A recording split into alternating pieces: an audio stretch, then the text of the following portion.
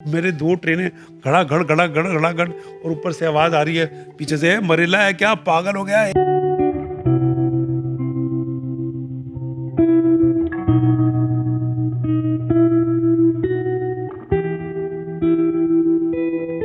लगा यार ये पहली पिक्चर मिलने से काम करने से पहले का आज काम तमाम ना हो गया होता।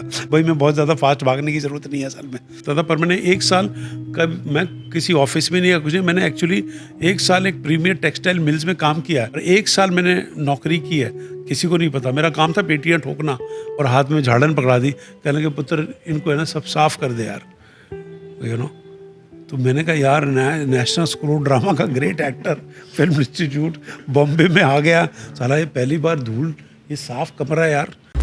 पिछले 40 सालों से आप इंडस्ट्री में काम कर रहे हैं। एक छोटे अभिनेता के तौर पे आपने शुरुआत की थी चक्र फिल्म से, जिसमें नसीरुद्दीन शाह थे और स्मिता पाटिल थी। उस फिल्म में एक गैंगस्टर का किरदार निभाया था। वहाँ से लेकर अब तक की जो जर्नी है, अभी ब्लडी ब्रदर भी आए, उसमें भी हमने देखा कि माफिया डॉन बने हुए हैं आपने। डॉन से लेकर डॉन तक किस तरह से देखते हैं इस जर्नी को? मुझे बड़ी खुशी है कि आपने चक्र का जिक्र किया। एक्चुअली देखा जाए तो चक्र मेरी पहली पिक्चर थी जब मैंने बॉम्बे में कैमरा फेस किया था।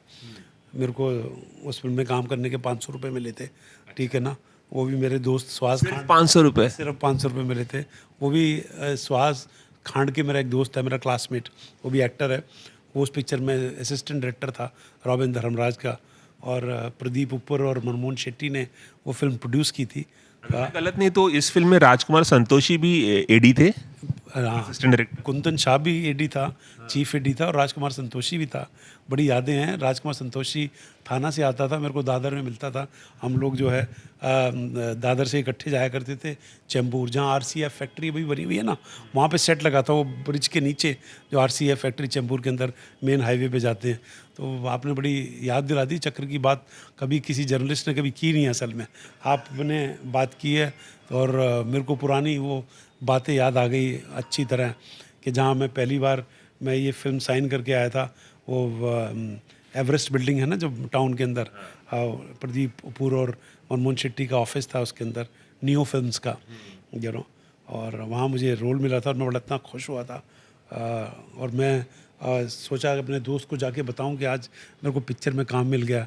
तो मैं एक्साइटमेंट में ग्रांट रोड पे जो है फास्ट ट्रेन के लिए प्लेटफॉर्म कूद करके दूसरी तरफ चला गया।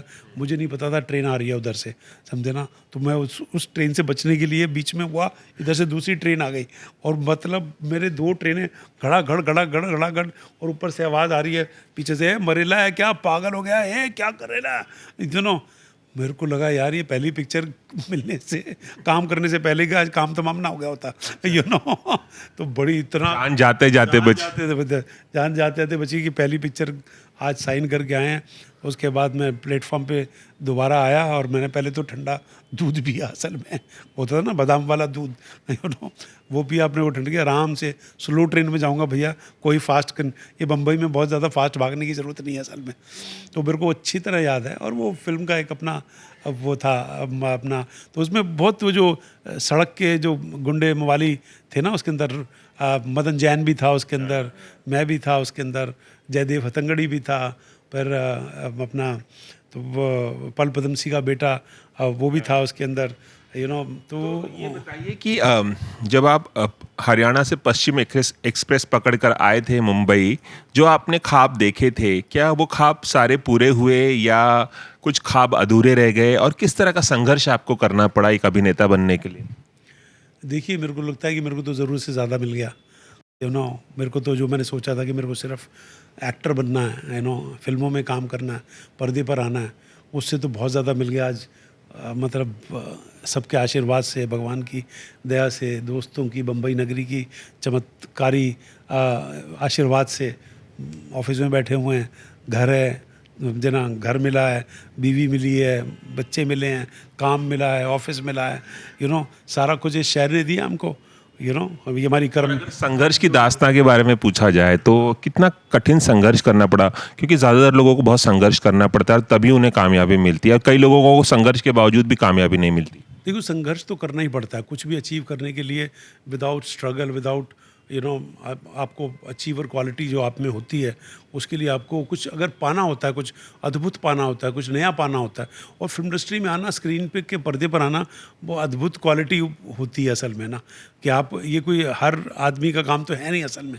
और उन दिनों में तो सिनेमा का मैजिक ज़बरदस्त, आज तो सिनेमा के बारे में बच्चा बच्चा जानता है ये कैसे होता है, क्या है, लेकिन तब सिनेमा के पर्दे पर आना बहुत बड़ी बात थी। तो वो अगर हुआ है तो वो चमत्कार जो हुआ है वो स्ट्रगल से ही हुआ है। आपको स्ट्रगल करते हैं आप वहाँ पहुँचने के लिए। कोई स्ट्रगल के दिनों की कोई खास याद है कि आप बता हमारे साथ साझा कर पाए? बहुत यादें हैं, बहुत हैं, किसी को पता ही नहीं है कि मैं कई जगह तो बताया भी है। मैंने 1 साल तो actually national school of drama और फिल्म इंस्टीट्यूट में 6 महीने ट्रेनिंग लेने के बाद जब मैं बॉम्बे में आया हूँ और पृथ्वी थिएटर शाम को प्ले करता था, पर मैंने 1 साल कब मैं किसी ऑफिस में नहीं या कुछ नहीं, मैंने एक्चुअली 1 साल एक प्रीमियर टेक्सटाइल मिल्स में काम किया है। हमारे फादर के दोस्त थे बनासी लाल अरोड़ा जी, और टेक्सटाइल मिल में काम किया है as national school of drama as a cashier. Cashier? मेरा कौन काम सी मिल थी वो? ये प्रीमियर टेक्सटाइल मिल थी अंधेरी ईस्ट में, है ना, चकाला में थी। हमारे बनासी लाल अरोड़ा जी दुनिया में नहीं है, और उनके बेटे राकेश अरोड़ा, अनिल अरोड़ा थे।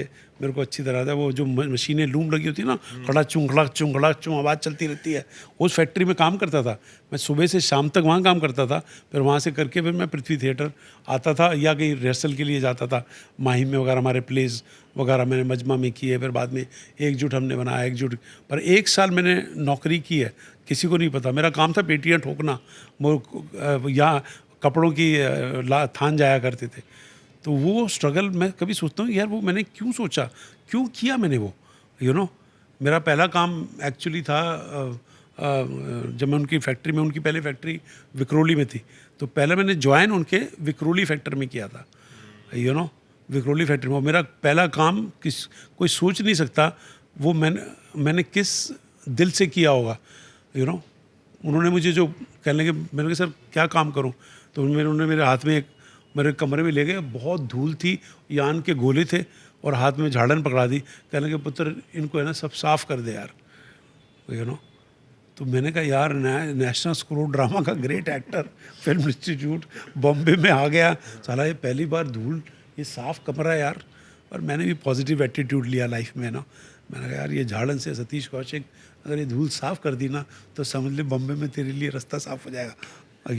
ऐसी एटीट्यूड, वो स्ट्रगल का जो पॉजिटिव एटीट्यूड जो है ना, जज्बा था, वो मुझे पता था कहीं ना कहीं लेके जाएगा मुझे। मिस्टर इंडिया में जो आपका किरदार था शेखर कपूर की मिस्टर इंडिया में, जिसमें अनिल कपूर श्रीदेवी थे, और ये फिल्म काफ़ी मशहूर हुई थी और अपने आप में बहुत अलग किस्म की फिल्म थी, क्योंकि उस दौरान इस तरह की फिल्म किसी ने नहीं बनाई थी।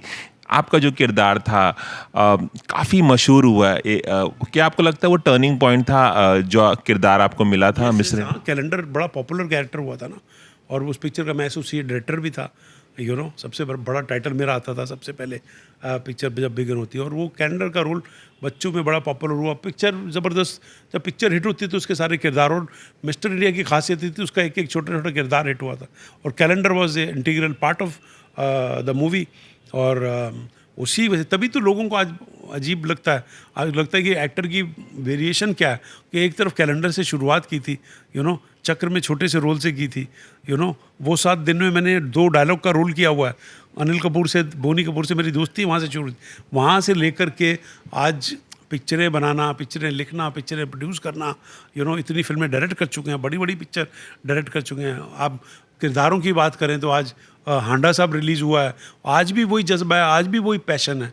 शायद काम का प्यार आपको ऐसे खींचता रहता है और अच्छा काम करने के लिए मजबूर करता रहता है। आज हांडे की जब मैं तारीफ सुनता हूँ कि यार ऐसे गैंगस्टर का रोल ब्लडी ब्रदर्स के अंदर जो बिल्कुल, और मैंने तो इंस्पायर मार्लन ब्रैंडो से ही हुआ था, गॉडफादर से ही हुआ था कि यार बिल्कुल ही, क्योंकि तकरीबन सीन मेरे ना बैठे बैठे थे असल में, तो ऐसे वो ब्रैंडो से इंस्पायर्ड था आपका। हाँ, तो वो इंस्पायर होकर के आवाज़ भी वैसी थोड़ी सी बनाई, और थोड़ा सा वक्त ऐसा हाँ, तो बड़ा मज़ा करने का। Sometimes you do roles which you dedicate to some actors.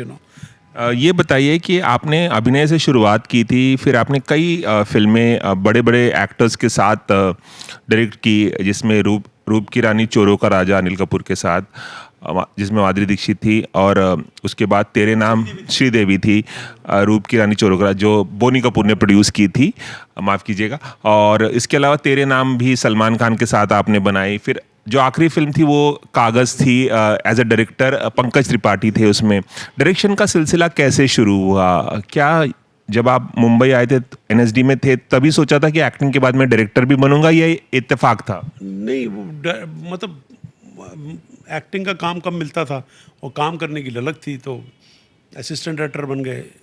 पहले एक अशोक आहूजा थे एक फिल्म इंस्टीट्यूट के, उनके साथ मैंने काम किया था आधारशिला फिल्म में। उसके बाद मैंने पंकज पराशर के साथ एक फिल्म में अब आएगा मज़ा में I was his assistant and I had written dialogues of that film also. Screenplay मैं लिखा था, डायलॉग तो नादरा जी ने लिखे थे। फिर उसके बाद शेखर कपूर को ज्वाइन कर लिया मासूम पिक्चर में, नसीरुद्दीन शाह शबाना आज़मी की पिक्चर थी। तो one of the favourite film है मेरी। वो धीरे धीरे मतलब डायरेक्शन का शौक इसलिए हुआ कि एक्टिंग का काम मिल नहीं रहा था, तो अब चलो ये करो यार। और उसमें भी पता चला कि हम निपुण हो गए। प्लान भी तैयार था आपका? हाँ, मतलब एक मैं हमेशा सेकंड प्लान जो है होता है ना, जिसे बोलते हैं ना, वो प्लान 2 हमेशा तैयार रखता हूँ। तो वो हो गया। वो होते होते मतलब जब मिस्टर इंडिया में एसोसिएट डायरेक्टर शेखर के साथ मेरी स्कूलिंग हुई एक तरह से, शेखर कपूर के साथ, जावेद अख्तर, शेखर कपूर, बोनी कपूर, अनिल कपूर, इनके साथ मेरा एक तरह से नया आज भी वो सभी आपके खास दोस्त हैं हमारी कुछ 4 दशक से। ऊपर वाले की मेहरबानी है कि मतलब आज 4 दशकों से वो हम एक फैमिली मेम्बर की तरह रहते हैं और आपस में एक दूसरे के टच में रहते हैं। तो ये होना, डायरेक्टर बनना जो है वो फिर वाजिब था। फिर लोग चाहते बहुत थे, और वो डायरेक्टर बनाने में जावेद साहब का सबसे बड़ा हाथ, और बोनी इतना बड़ा प्रोड्यूसर सबसे बड़ा ब्रेक दिया, जबकि मैंने तो उसके साथ अच्छा नहीं किया। मैंने तो उसकी पिक्चर मतलब डिजास्टर पिक्चर बनाई, यू नो। ये जावेद अख्तर ने रिकमेंड किया था कि आपको बतौर डायरेक्टर लिया जाए रूप की रानी चोरों का राजा में? नहीं, मिस्टर इंडिया में मैं बहुत मेरा कंट्रीब्यूशन एक तरह से, मतलब मेरा इन्वॉल्वमेंट बहुत था। कंट्रीब्यूशन तो नहीं कहूँगा, इन्वॉल्वमेंट बहुत था, because I was the associate director of the picture. और बहुत मेरा मतलब राइटिंग में तकरीबन मैं जावेद साहब के साथ बैठा था। तो जावेद साहब वॉज वेरी फॉन्ड, मतलब एक तरह से मेंटोर बन चुके थे मेरे। तो वो जब पिक्चर बनते बनते एसोसिएट डायरेक्टर का काम तो होता है ना, हर चीज़, हर डिपार्टमेंट को संभालना, यू नो। तो वो करते करते ये डिसाइड हो गया था कि भाई सतीश को जो है ब्रेक देना कोई पिक्चर के लिए असल में ना, यू नो। जबकि मेरे को एक बाहर से ब्रेक मिल रहा था, कोई मुझे गुल आनंद एक प्रोड्यूसर हुआ करते थे, ओवरसीज डिस्ट्रीब्यूटर हुआ करते, वो मुझे ब्रेक देना चाह रहे थे। और मैं उनके लिए एक स्क्रिप्ट लिखी थी, ये शादी नहीं हो सकती, जो बाद में सोनी टीवी के ऊपर एक्चुअली बहुत सीरीज़ चला है वो। लेकिन वो पिक्चर नहीं बना पाया और मुझे हिंदुस्तान की सबसे बड़ी पिक्चर डायरेक्ट करने को मिल गई। वो सब दोस्तों का और प्यार था।